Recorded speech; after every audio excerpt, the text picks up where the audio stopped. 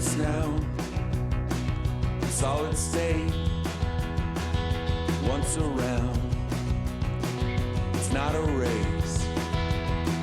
I'm taking some took my place. I'll take it back one day.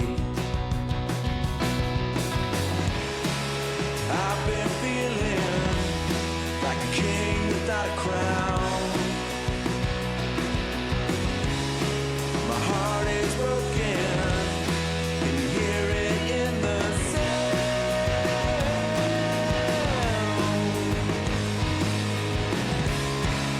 Feeling good right now.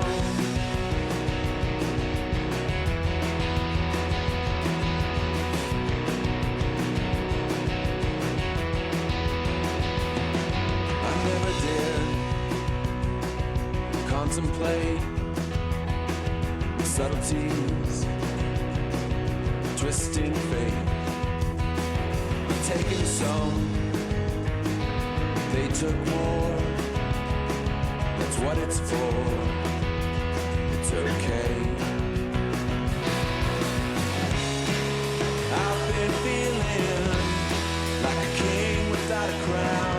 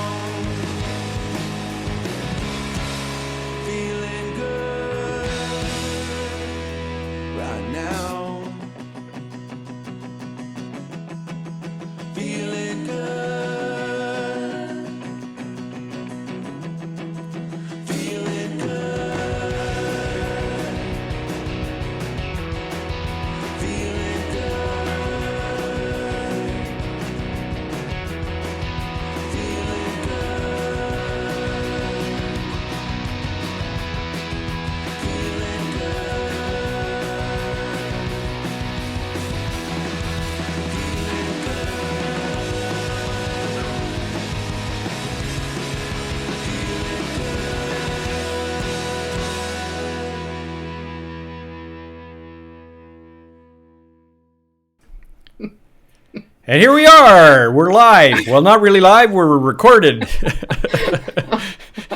We finally got here. We finally got here. Yeah, we had planned on going live today. However, life happened, right? So we decided it's in the evening now, and we decided to record this. So just pretend that it's 11 o'clock in the morning, and we were live, and you missed it, and now you get to put comments down in the comments if you have any comments. You won't be able to ask questions live this time. That's the fun. That's the fun of doing all this kind of stuff. And who are you, Gary? I am Gary Roblard. I am the co-host of the Live with Linda. We should actually talk about, maybe you want to put a different handle on this instead of Live with Linda. It's your Health Watch or You in the Universe. I don't know. We never know. We never know. After our last live stream about love, you know, anything's on the table, right? That's right. We got to get spicy at times. That's right. Keep everybody awake. So we're with Dr. Linda Codner. She's a pharmacist and a doctor of naturopath. Awesome. So we're so lucky to have her on this stream because she gives such a great vantage point of both sides of the table, not just the medical side, the pharmaceutical side, but also, you can't see my hands because they're way out here, but I'm going like this. But she's also into she's a naturopathic doctor, which is amazing she has all of this knowledge she can bring to the table for health, which is just amazing. I just love it. Well, at the end of the day, it's all in the application. It is. Like time and place, and there's a time and place for everything. In the seminar I was in all day today about kids' mental health, by the way, it was heavy. The gal kept emphasizing that we're the experts in preventative medicine and lifestyle. So we're kind of like putting the boots to everybody to have a better health, state of health and future health. Yeah. So how do we best do that? Yeah. Yeah. Yeah. Yeah. And, there's hopefully my audio, and let me just turn my audio down just a little bit. My mic's a little close. It's an interesting thing because if you work from just naturopathic, they don't have the experience from the other side. And if you're just on the Western medicine, and is that what you would call it, Linda? Conventional medicine. They don't have the other side, and they're both missing components. Which that's the brilliant thing about this is you bring it both together and you look at it holistically from both sides of that because you are experiencing both sides, which is great. So let's talk about our topic today. Yeah, it's huge. Insomnia and heart health, which I never put the two together like that. I think that's when I saw that, and Lynn, just so everybody knows, Linda and I have talked a little bit about this, but we haven't got into details. So I have a lot of questions. I have a ton of questions here of, okay, what's the relationship with your sleep and your heart? Do you want to maybe start there, Linda? Yeah, that's an okay place to start. Like this topic could be huge, right?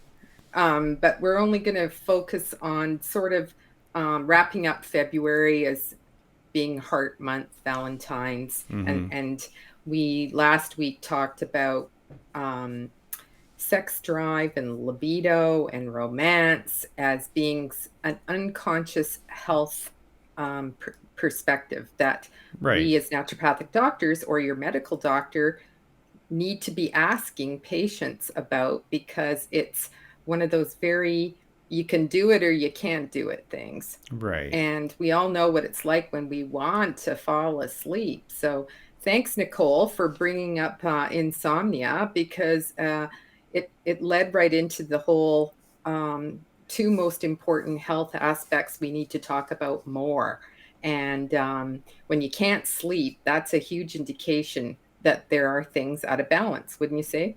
Yeah, I would imagine that, and I guess a lot of things can throw that out of balance. Is that correct? Like it's not just one thing. It can be, well, it could be, you're worried about stuff, so it could be here why you can't sleep. I've had times when I couldn't sleep just because I was concerned about work stuff or different things, and concerned that something was going to go sideways or what have you.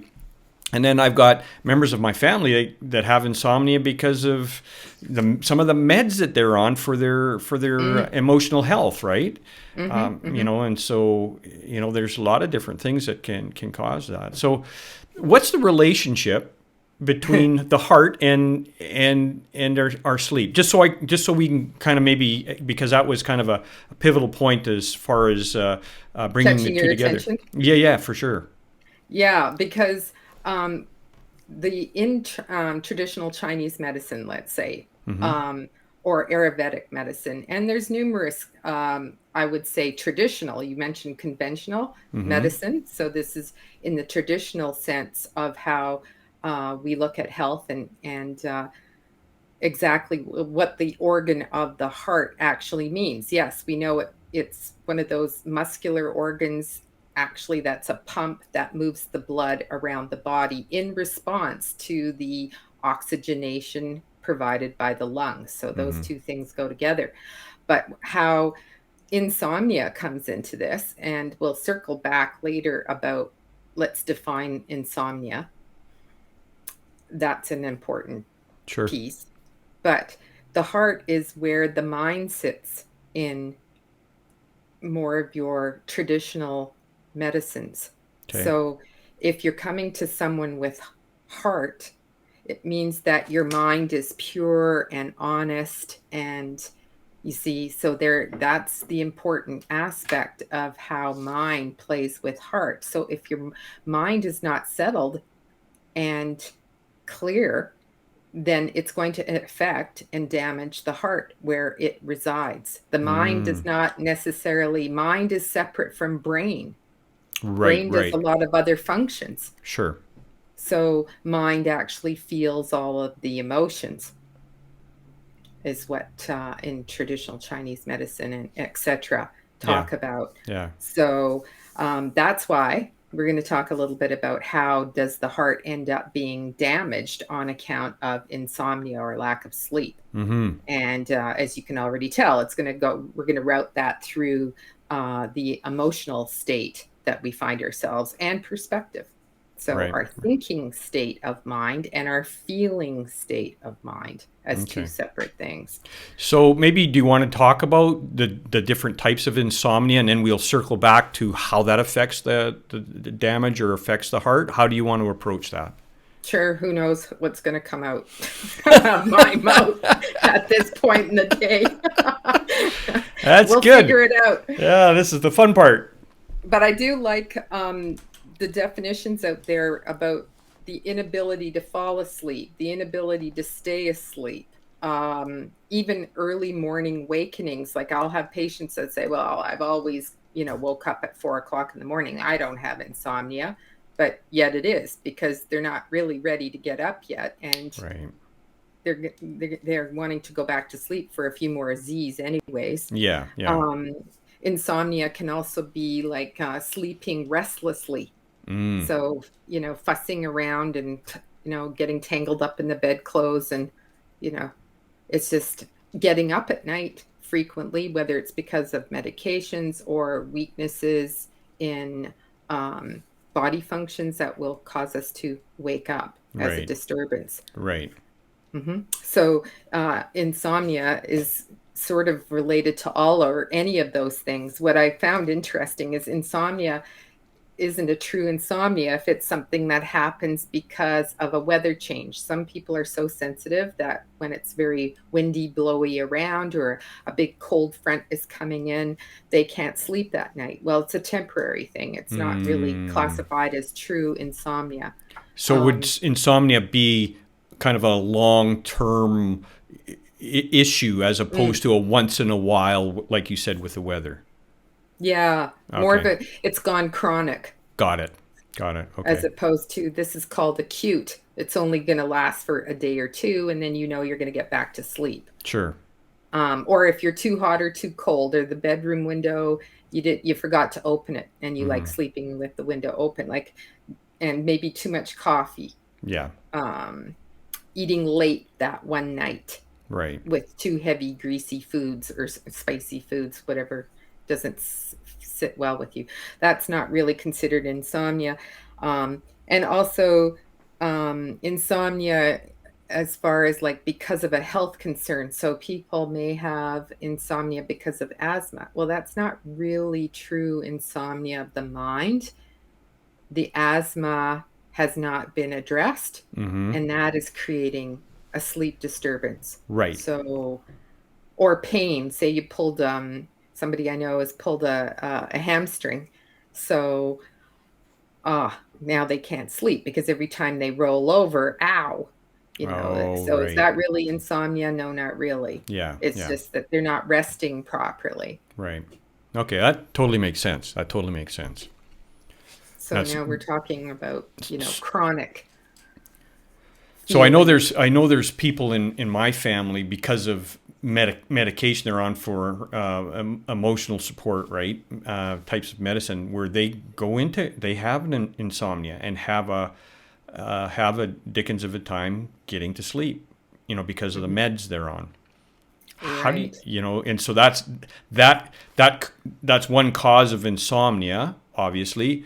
Are there other causes other than meds? That's the only one I'm aware of is the meds or the Okay, watch out. I'm going to get nasty here. Yeah, go for it. Because I was just saying, if you don't properly address the other reason that you're on the medications, then you're going to end up in a polypharmacy situation where now they're going to prescribe Ativan or Zopiclone or something to help you get to sleep at night. And then I get people coming in with their 4 or 5 grocery list full of pharmaceuticals, one's for the other.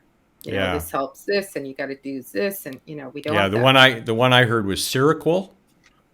Oh yeah, Is that a sleep yeah. thing? That's Okay. an that's a multi-million-dollar business. Oh, I'm Sleep sure it is. pharmaceuticals. Oh yes. Yeah, they make a lot of money, and unfortunately, the over-the-counter um, medications for people, like people will use Gravol, for instance, because it instills drowsiness. It's actually an antihistamine Mm, pharmacologically, but it has this drowsy effect, and also an antiemetic, like stops you from throwing up. But right. so a lot of those will alter your brain chemistry, which isn't what you want to do. And Right. rarely do they work. And there's been several studies I was looking at that actually said it's a placebo effect more than anything. Interesting. Yeah. So if a person it has chronic insomnia for whatever reason, what should they do? Should they take stuff instead of these other sleep aids, something like GABA or kava, or the yellow pill? Baba, The I think it's the yellow Kappa, pill, GABA. kava, or GABA. There's passion flower, Passion flower, right? theanine.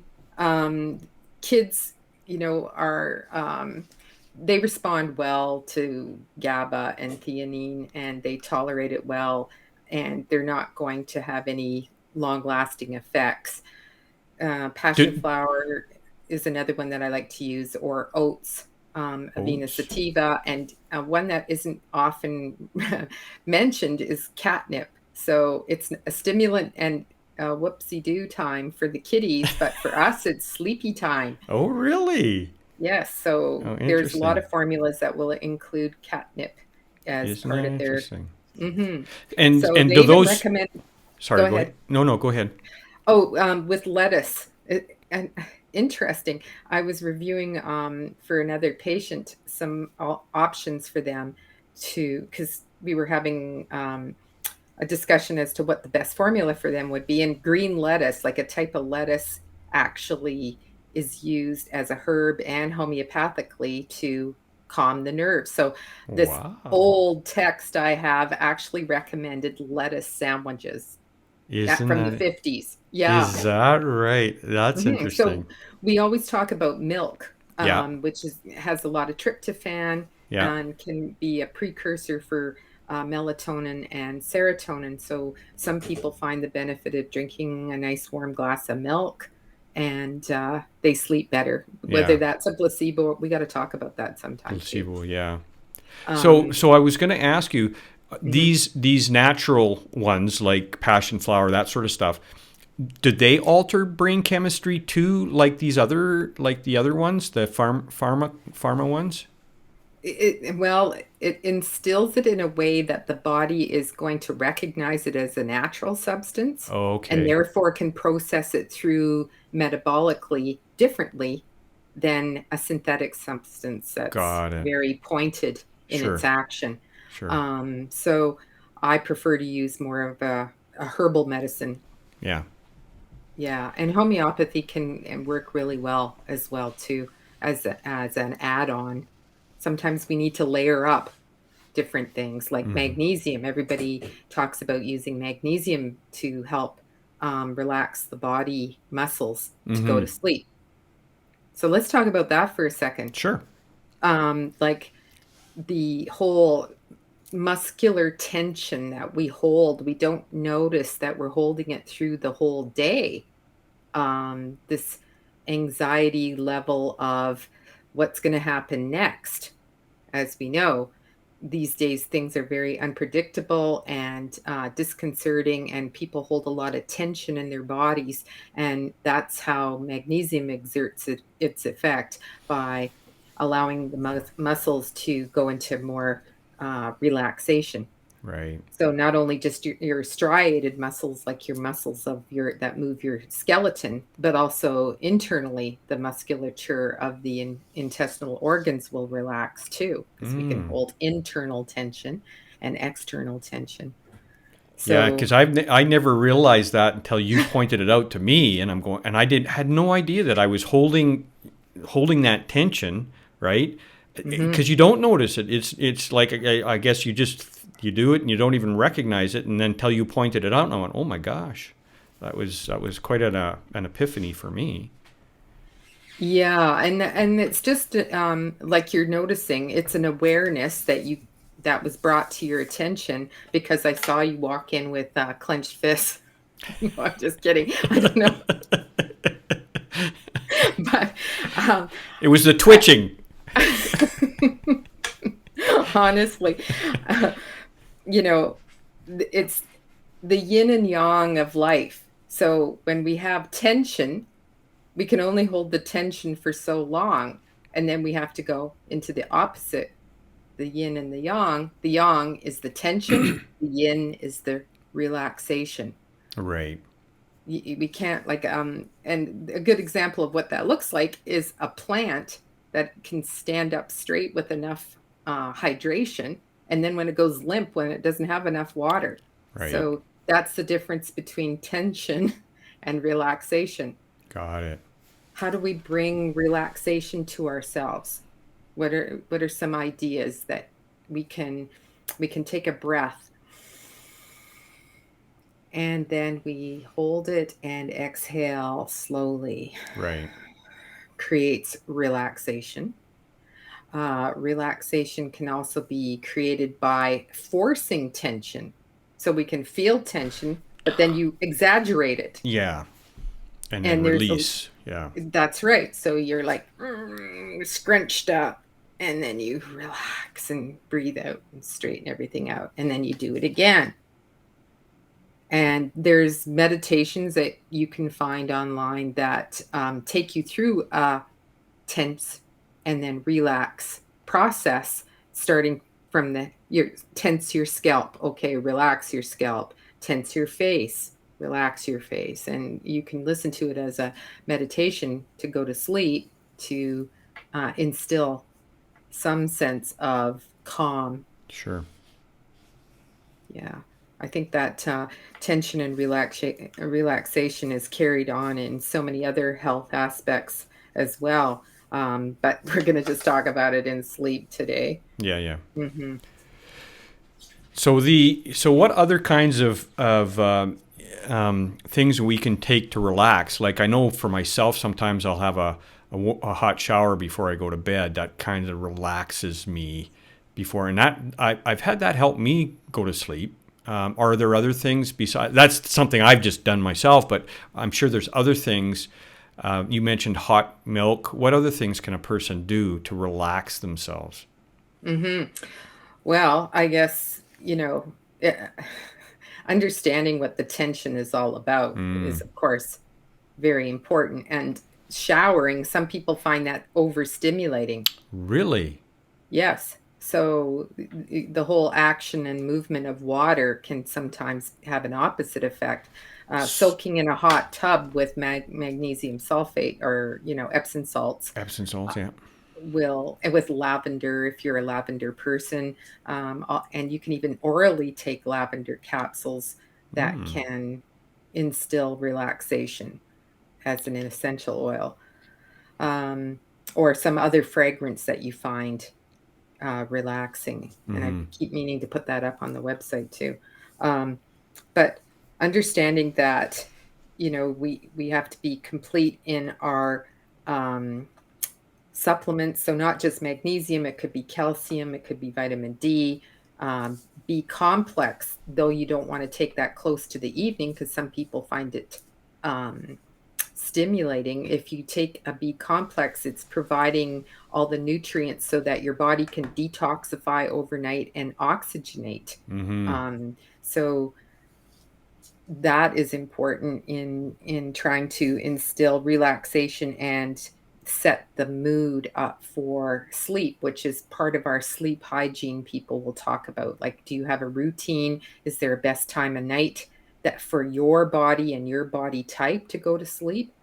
I think we were talking earlier, and you were mentioning that you're starting to listen to your body more so Mm-hmm. now, and going to bed earlier if it calls for it. Yeah. How many hours of sleep should a person try to get? Or is that specific to the individual body and body type? Or is there kind of a rule of thumb for everybody? It's still the standard 6 to 8 hours is what we've always understood as being optimal for most adults. Kids will need 10 to 12 hours because they're growing. They've got way more going on. They don't have the coping skills. They feel the stress more. So they definitely need more hours sleep. In the elderly, they say that what happens chemically is we start producing less melatonin as we age for a variety of reasons. And so some elderly will find it difficult to sleep longer. And they tend to want to sleep a little bit during the day and then have, 6 to 8 hours maybe in the evening, but they still need their sleep too. It's a fallacy to say they don't need as much sleep as the older they get. Right. I think there's other adjustments that are going on within the body that's causing them concern in the elderly. So you have to take a lot more and different factors into play when you're doing these studies. Right. So a few things I wanted to bring up with people preparing to go to sleep is, of course, limiting the blue light exposure with the TVs and computers and smartphones in bed. So we blue light glasses. I should be Yes. wearing those now, actually. There we go. Very studious. It's interesting because these have a kind of a yellow film because they actually turn the things a little bit of a yellow, but they do help. So the quality of your sleep will improve if you don't have also the EMFs in your room, like ensuring that you don't have your phone near the bed, or you're having a clock radio with a bright light close to the bed. Even plugging in behind the headboard of your bed will carry a circuit behind in the wire. So they recommend trying to minimize that as much as possible, and sleeping in cotton bedclothes and also nightwear in a more natural, or silk. Natural fibers reduce the electrostatic that can be created, and then that's disturbing your sleep as well. And your body just doesn't breathe through polyester and artificial fabric. So that's more important than people realize. How much that interferes with the detoxification process that's going on in the body at the time. Yeah, I did a training thing for McMaster University years ago, and I did a bunch of stuff on EMF because it was part of the technology thing that we were doing with McMaster University, and it was a real eye opener to understand. And I don't know it detail like you do when it comes to what it affects and how it affects, but the information that I got from all my research was it definitely affects the body. I didn't go granular like you would with regards to EMF, but it was pretty amazing that there's a lot of science out there proving that EMF really affects us. Oh, absolutely. And I think we could get a few experts in to discuss some of that. And we could even talk about some of the meters you can purchase or borrow to test the EMFs in your household, or at least in the bedroom. Yes. We can't get away. People go so far as to say that you should even be, unplugging your Wi-Fi at night. So you reduce all of that background buzz. But back to melatonin and light in the room. So having a very dark room, melatonin will be disturbed upon, watching your computers and so on. But taking melatonin, if your cortisol is through the roof because of stress, and that's why you're having problems with sleep, it is not going to work. So people will say exactly that. I've taken melatonin and it hasn't helped me sleep. Well, Yeah. yeah, because it's not reducing the cortisol. That's not its job. So, offsetting those two, you don't want to keep upping the melatonin because it has to squash down the cortisol or be more predominant than the cortisol in your body, or not yours, but Yeah. in Yeah. general, people's bodies just can't cope that way. So you have to find other methods to reduce that cortisol. And ashwagandha is one of those herbs that really helps. Asparagus is another one. Schisandra is another one I use with kids to help stabilize their cortisol. Rhodiola, these adaptogens to start to control that adrenal response. But before we get too far into this 30-minute deal that we're supposed to be on,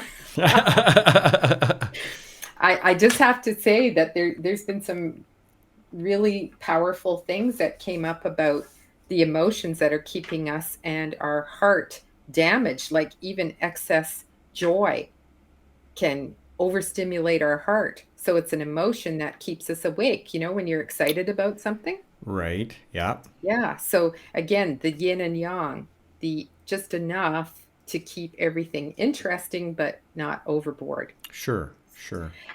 And the worry creates tension in the body. Worrying creates tension more than any other emotion.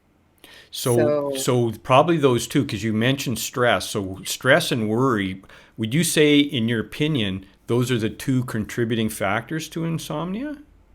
Because, joy and worry, well, no, or worry and stress. Worry and stress.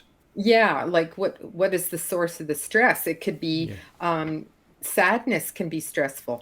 Yes. And sadness can keep people awake. That will create, they're so sad and stricken with grief that Yeah. they become insomnia. Yeah.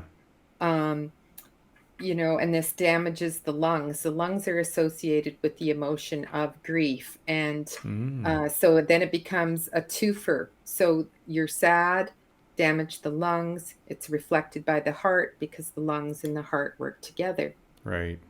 And fear is another aspect of not just worry, but it can be sadness too, because you wonder what's going to happen next, or we're trying to predict a few things. And I know fear has been the underlying component with kids in nocturnal enuresis, so their bedwetting.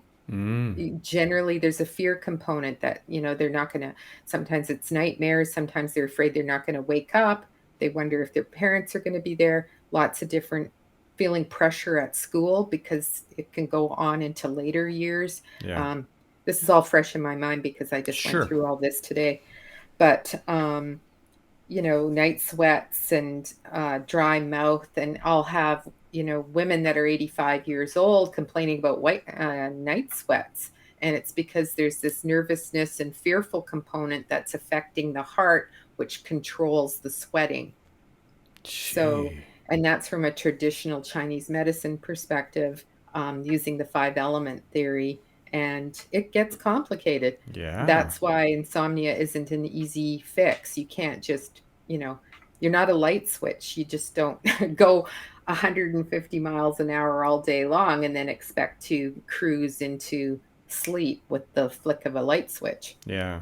And it's interesting, as deep as we've gone with this, I think, I can speak for myself, but it's like you don't really think about sleep. It's not like it's like Exactly. if I didn't have to sleep, I wouldn't sleep. I got things to do, right? And so we don't realize. I mean, I had no idea the cascade effect of things that can affect you based on taking sleep so much for granted.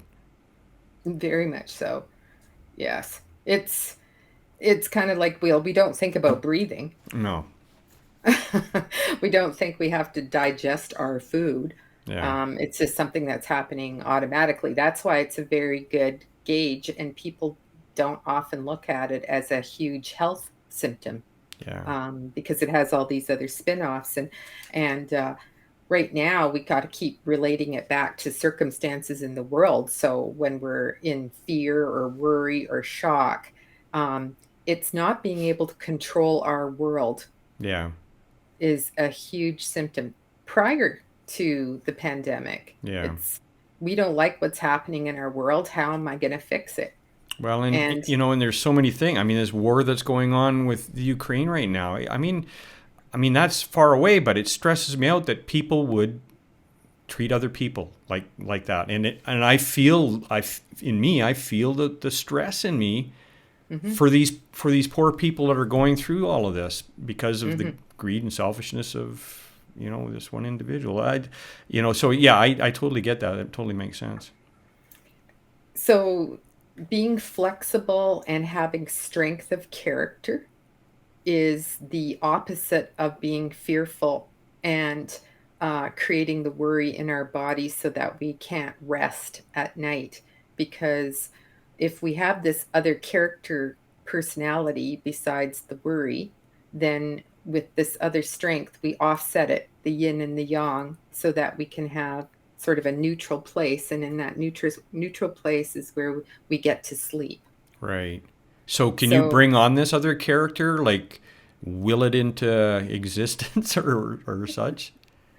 well, sometimes that character is also about I don't need to sleep and being proud of in our culture of Right. needing less sleep. And then Yeah. you find out the hard way by being, Mr. Grumpy or, you know, um, the woman everybody avoids because she's a bit cranked about things. And, Mm-hmm. spin-off effects of high blood pressure, stroke, heart events, AFib, those are all signs of maybe not even getting enough rest. Yeah. That totally makes sense. Yeah.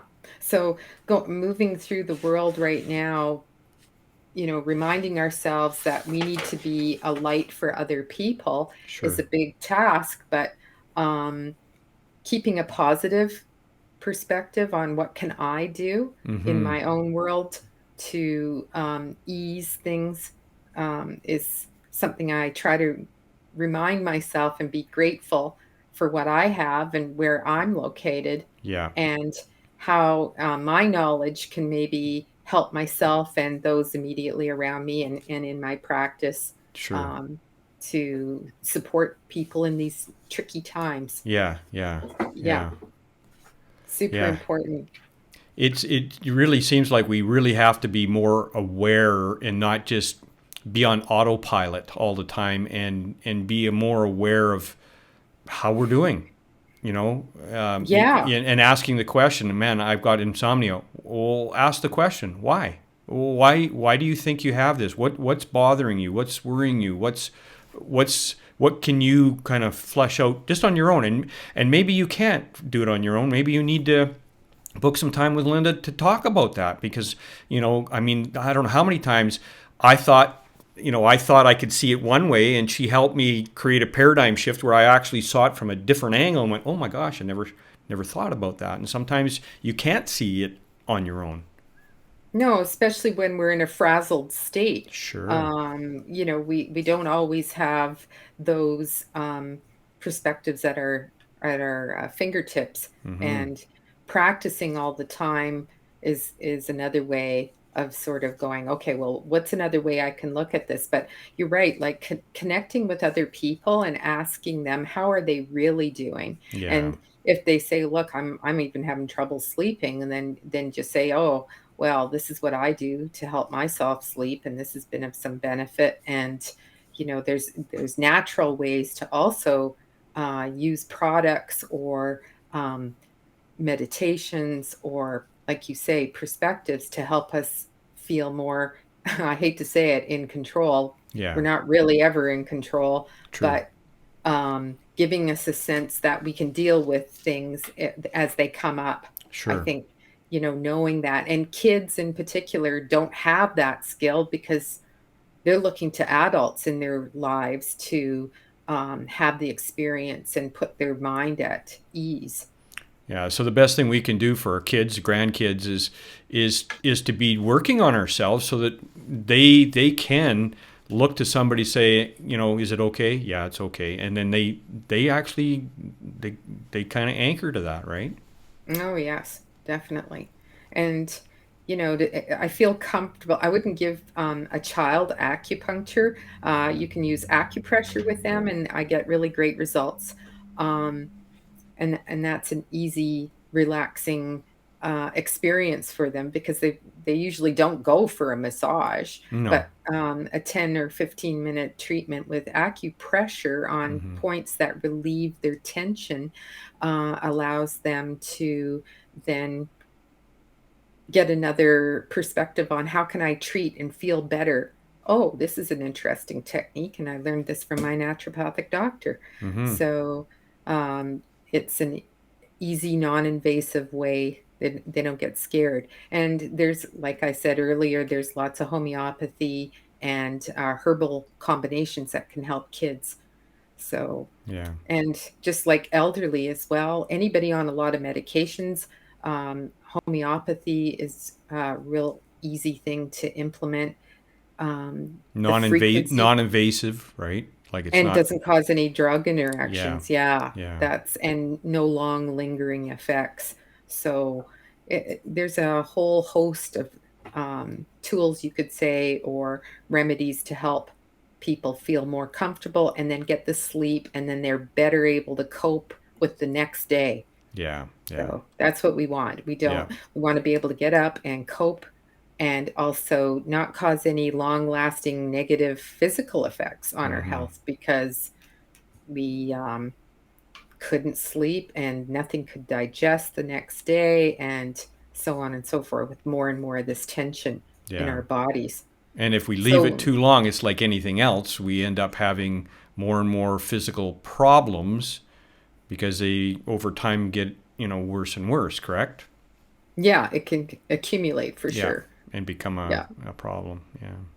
So when I go to sleep at night, like there's um, the ideal way is to sleep on your back with your arms at your side or slightly over to the right. And you can put some pillows to support your knee if you have a low back problem. You can also put your arm on your left thigh to support that arm until as you fall into sleep.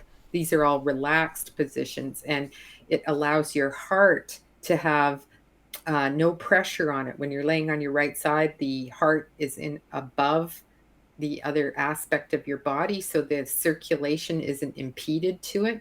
And then all the blood actually goes down to the liver, and the liver loves to have that blood flow at night so it can do all the work it needs to do on cleaning.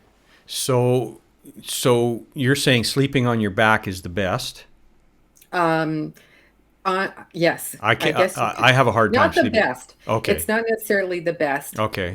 Let's make it the right side slightly because then everything is sort of draining that way, and it will also allow for digestion and food to move out of the stomach and the duodenum into the small intestine. And when you have everything flowing without any impediment, you're going to be more relaxed in Yeah.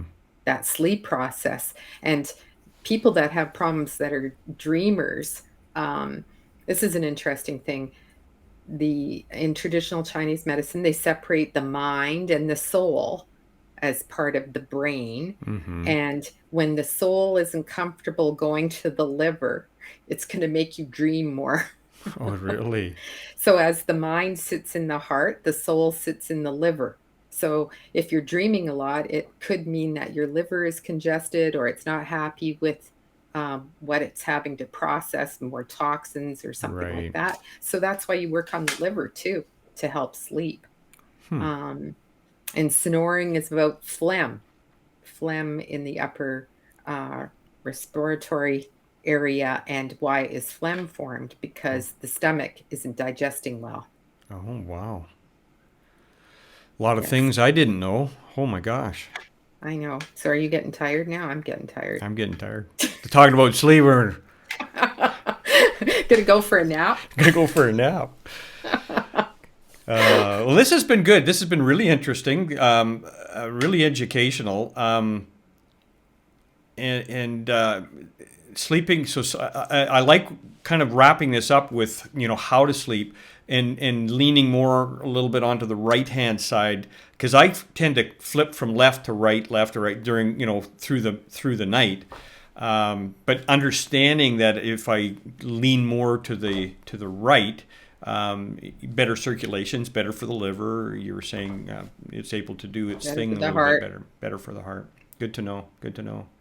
Yeah. Well, thank you, Linda, so much. This has been very educational, and like you said on the onset, we could do a deep dive into a lot of different aspects from this, which we'll probably end up doing. But this has been really informative, and I'm sure that if anybody has any comments or questions, please put them in the comments area, and then we will review those. Obviously, we're not live on this particular one, so you can't ask them live, but we will look at them. And if you have any questions, we can either, Linda can talk to you one-on-one, or we can bring it up so that everybody understands.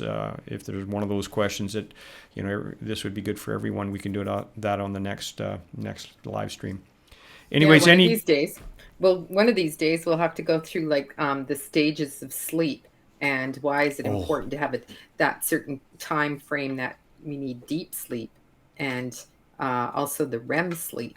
I would love that. That would be interesting. Yeah. Yeah, it is very fascinating, and I'm not sure if I'm a big fan of sleep apnea as being the main cause of insomnia. I think sleep apnea, again, is like one of those things that needs to be corrected, because it isn't really the reason for insomnia. There's another health issue underlying that. Yeah. No, totally makes sense. That's a good place to wrap up, I think. Yeah. What do you think? I totally agree. Well, thank you, Linda. I really appreciate your time, and thank for those watching the recording. Hopefully this has been of benefit to you. It sure has for me, and I do look forward to the different stages of sleep. That kind of stuff, it interests me as well, and understanding the benefits of the different stages and how that works and how long you're in these different stages, that sort of stuff. That would be interesting to understand, because I know very little on that.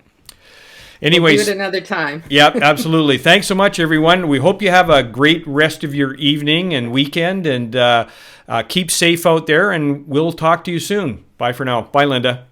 Bye. Thanks, Gary.